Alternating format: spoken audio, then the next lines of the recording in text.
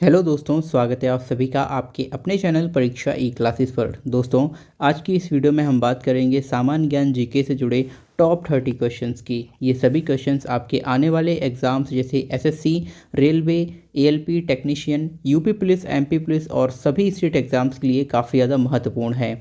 इसलिए इन सभी क्वेश्चंस को आपको ध्यान से देखना है। यदि आप इन क्वेश्चंस के आंसर पहले से जानते हैं तो उन्हें आप कमेंट बॉक्स में बता सकते हैं। दोस्तों, वीडियो काफ़ी इंपॉर्टेंट है, इसलिए आप सभी को ध्यान से देखना है। चलिए शुरू करते हैं इन सभी क्वेश्चंस को।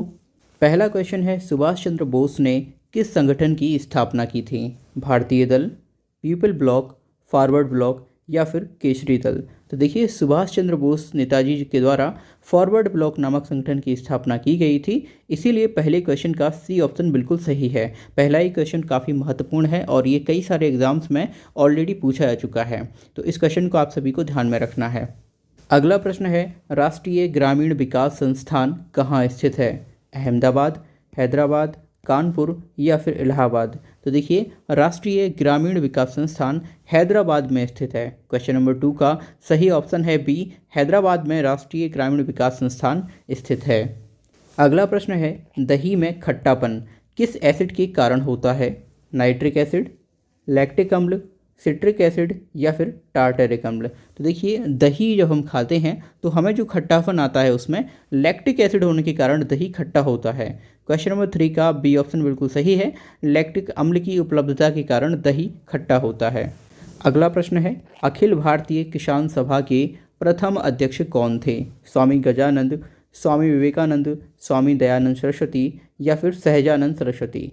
तो देखिए, अखिल भारतीय किसान सभा के पहले अध्यक्ष सहजानंद सरस्वती जी थे। इसीलिए इस क्वेश्चन का आंसर ऑप्शन नंबर डी होगा, सहजानंद सरस्वती। अगला प्रश्न है, शेरशाह का बचपन का क्या नाम था? फरीद खान, बहादुर खान, हुसैन खान या फिर हसन खान? तो देखिए, शेरशाह के बचपन का नाम फरीद खान था। शिकार के दौरान एक शेर का शिकार करने के कारण इसे शेरशाह की उपाधि दी गई थी। क्वेश्चन नंबर 5 का सही आंसर है option number A, Farid Khan. अगला प्रश्न है, स्वामी महावीर की मृत्यु कहाँ हुई थी? कुलकुमले में, पावापुरी में, लुम्बिनी में या फिर कंचनजुंगा में? देखिए, स्वामी महावीर जी की मृत्यु पावापुरी नामक स्थान पर हुई थी। इसीलिए क्वेश्चन नंबर 6 का सही आंसर ऑप्शन नंबर बी होगा, पावापुरी में। ये क्वेश्चन काफ़ी ज़्यादा महत्वपूर्ण है, आप सभी को याद रखना है। स्वामी महावीर जी की मृत्यु पावापुरी में हुई थी। अगला प्रश्न है, निम्नलिखित में से कौन प्राचीन राजवंश है? कुशल, मौर्य, गुप्त या फिर कण्व? तो देखिए, सबसे प्राचीन राजवंश की बात करें तो दिए गए ऑप्शंस में मौर्य सबसे प्राचीन राजवंश होगा। क्वेश्चन नंबर 7 का बी ऑप्शन बिल्कुल सही है यहाँ पर। अगला प्रश्न है, 42वें संविधान संशोधन अधिनियम 1976 में किन शब्दों को जोड़ा गया? समाजवादी, पंथ निरपेक्ष, राष्ट्र की अखंडता या फिर उपरोक्त सभी? तो देखिए, 42वें संविधान संशोधन 1976 के द्वारा समाजवादी, पंथ निरपेक्ष और राष्ट्र की अखंडता, इन तीनों ही शब्दों को भारतीय संविधान में जोड़ा गया था। क्वेश्चन नंबर 8 का डी ऑप्शन यहाँ पर बिल्कुल सही होगा, उपरोक्त सभी। अगला प्रश्न है, राष्ट्रीय मानव अधिकार आयोग का गठन कब किया गया था? 1919 में, 1993 में, 1995 में या फिर 1960 में? तो देखिए, राष्ट्रीय मानव अधिकार आयोग का गठन वर्ष 1993 में किया गया था। क्वेश्चन नंबर 9 का बी ऑप्शन बिल्कुल सही होगा। याद रखना है, ये आयोग के जो गठन होते हैं वो काफ़ी ज़्यादा इंपॉर्टेंट क्वेश्चंस होते हैं और कई सारे एग्जाम्स में इनको डायरेक्टली पूछ लिया जाता है। अगला प्रश्न है, दाब का एसआई मात्रक क्या होता है? न्यूट्रॉन, बार, पास्कल या फिर न्यूटन प्रति मीटर? तो देखिए, दाब का जो एसआई मात्रक होता है वो होता है पास्कल। क्वेश्चन नंबर 10 का सी ऑप्शन बिल्कुल सही होगा। अगला प्रश्न है, कोचीन का जुड़वा नगर किसे कहा जाता है? कोच्चि, एर्नाकुलम, विशाखापट्टनम या फिर कराची? देखिए, कोचीन का जुड़वा नगर एर्नाकुलम को कहा जाता है। क्वेश्चन नंबर 11 का बी ऑप्शन सही है, कोचीन शहर का जुड़वा शहर एर्नाकुलम है। अगला प्रश्न है, पाकिस्तान की समुद्र तट का भौगोलिक नाम क्या है? मालाबार तट, मकराना तट, कोरोमंडल तट या फिर निकोबार तट? तो देखिए, पाकिस्तान की समुद्री सीमा का जो तट है उसे मकराना तट के नाम से जाना जाता है। क्वेश्चन नंबर 12 का बी ऑप्शन बिल्कुल सही है, मकराना तट। अगला प्रश्न है, संसार में सबसे तेजी से बढ़ने वाला पौधा कौन सा है? पीपल, बांस, बरगद या फिर नीम। तो देखिए संसार में सबसे तेज़ी से बढ़ने वाला पौधा है बांस। क्वेश्चन नंबर 13 का बी ऑप्शन सही है। बांस एक घास की प्रजाति होती है।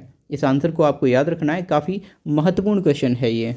अगला प्रश्न है, ऑस्कर जीतने वाला पहला ब्लैक कलाकार कौन था? जोसेफ ट्रैगनर, लुई वर्गन, सिडनी पॉइटियर या फिर इनमें से कोई नहीं। तो देखिए ऑस्कर अवार्ड काफ़ी प्रतिष्ठित अवार्ड है ये, इसे जीतने वाला पहला ब्लैक कलाकार था सिडनी पॉइटियर। क्वेश्चन नंबर 14 का सी ऑप्शन बिल्कुल सही है और इस क्वेश्चन को आपको बिल्कुल याद रखना है क्योंकि ये ऑस्कर अवार्ड जो काफ़ी महत्वपूर्ण अवार्ड होते हैं उनमें से एक है।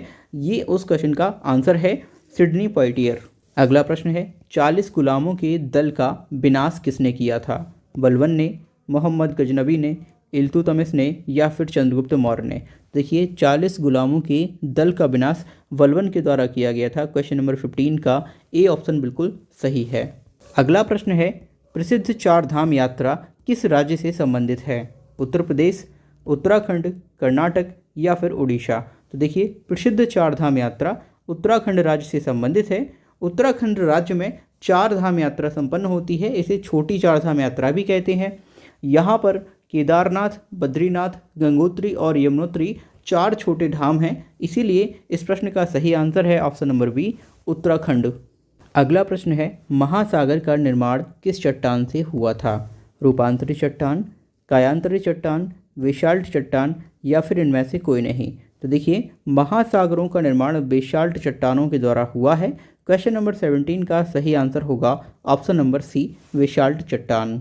अगला प्रश्न है, निम्न में से किसे धातुओं का राजा कहा जाता है?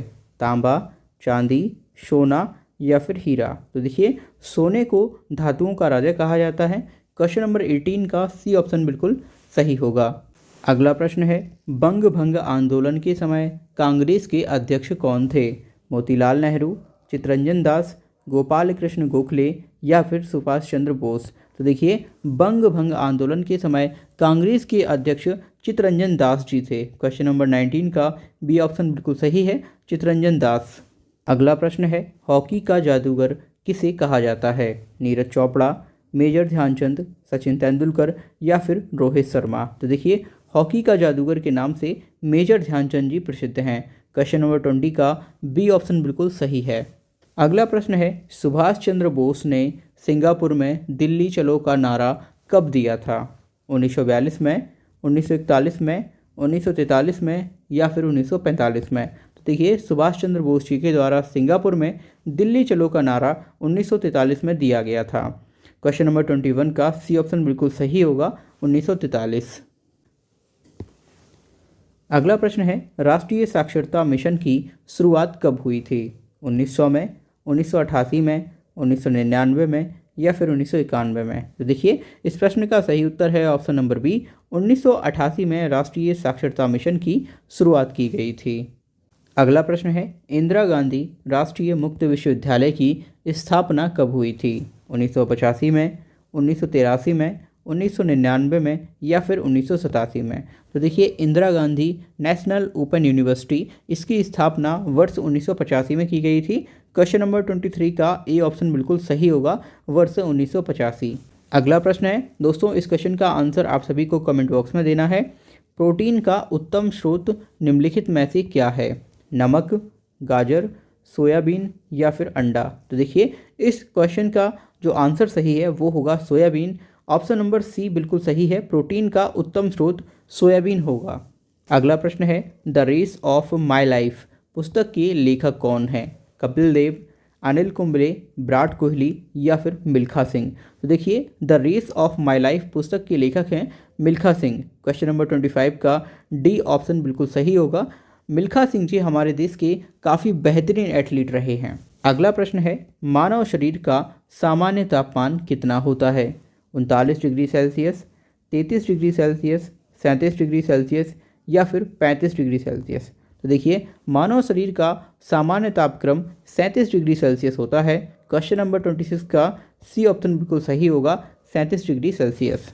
अगला प्रश्न है, दूध में कौन सा विटामिन नहीं पाया जाता है? Vitamin B, vitamin C, vitamin A या फिर विटामिन डी। तो देखिए दूध में विटामिन ए नहीं पाया जाता है? क्वेश्चन नंबर 27 का सी ऑप्शन बिल्कुल सही है, विटामिन ए। अगला प्रश्न है, रतौंधी किस विटामिन की कमी से होता है? Vitamin B, vitamin C, vitamin A या फिर विटामिन डी? तो देखिए रतौंधी विटामिन ए की कमी से होने वाला रोग है। क्वेश्चन नंबर 28 का सी ऑप्शन बिल्कुल सही होगा, विटामिन ए। अगला प्रश्न है, सांची का स्तूप किस शासक ने बनवाया था? बिंबिसार, अशोक, हर्षवर्धन या फिर पुष्यमित्र? तो देखिए सांची के स्तूप का निर्माण अशोक के द्वारा करवाया गया था। क्वेश्चन नंबर 29 का बी ऑप्शन बिल्कुल सही होगा, अशोक।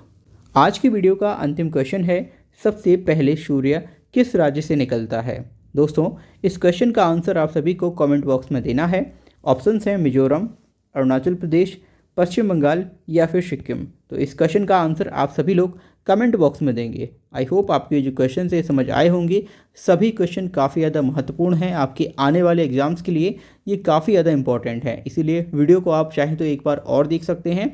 वीडियो अगर आपको अच्छा लगता है तो प्लीज़ वीडियो को लाइक एंड शेयर जरूर कीजिए। अपने फ्रेंड्स, अपने फैमिली और व्हाट्सएप ग्रुप्स में भी वीडियो को शेयर कर सकते हैं। साथ ही साथ चैनल पर आप पहली बार विजिट कर रहे हैं तो प्लीज़ चैनल को सब्सक्राइब कर लीजिए, क्योंकि ये क्वेश्चंस आपके लिए काफ़ी ज़्यादा महत्वपूर्ण हैं और इस तरह की वीडियोज़ हम अपने चैनल पर डेली प्रोवाइड करा रहे हैं।